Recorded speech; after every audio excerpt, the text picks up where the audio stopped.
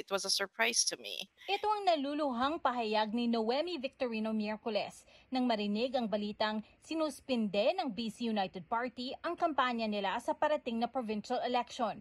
Si Victorino ang kandidato sana ng partido sa Surrey Guilford.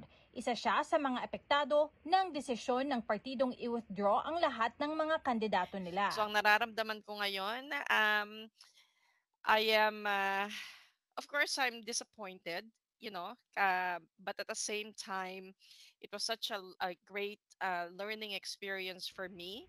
Matapos baguhin ng BC Liberal Party ang pangalan sa BC United para sa darating na halalan sa Oktubre, hindi na raw naging sapat ang pera't pondo ng partido ayon sa kanilang leader Kevin Falcon. We were struggling on the financial fundraising side. Yes, I do acknowledge that. That was an issue an issue, and it's not because people didn't want to support us.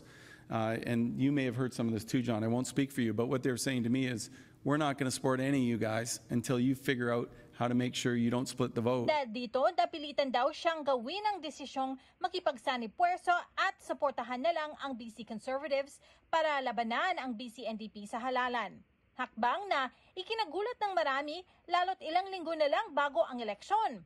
Ang leader ng BC Conservatives, John Rustad, kakusapin daw ang mga kandidato at pipili ng mga kinatawan para tumakbo sa ilalim ng partido niya sa parating na election sa October 19. They're putting together a group between the two parties to do a review and make sure that we are fielding the best team possible. Si Victorino, di sigurado kung mapipili ba siyang kandidato ng partido, lalo't meron ng kandidato ang Conservatives sa Surrey Guilford.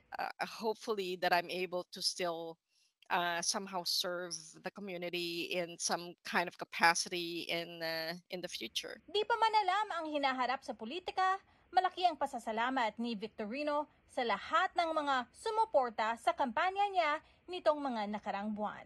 Na maraming mga tao na talagang gustong tumulong at tumutulong para magkaroon tayo ng representation. I think it's really evident na gusto talaga ng Filipino community na magkaroon pa tayo ng isa pang representation sa provincial level. So I'm disappointed, obviously, but more so, I'm grateful dahil doon sa mga tumulong sa akin, yung mga tireless volunteer ko, yung Tuesday team, Thursday team. So, thank you so much sa mga tumulong at don't worry, at least kahit papaano na-mobilize ang ating passion to make sure na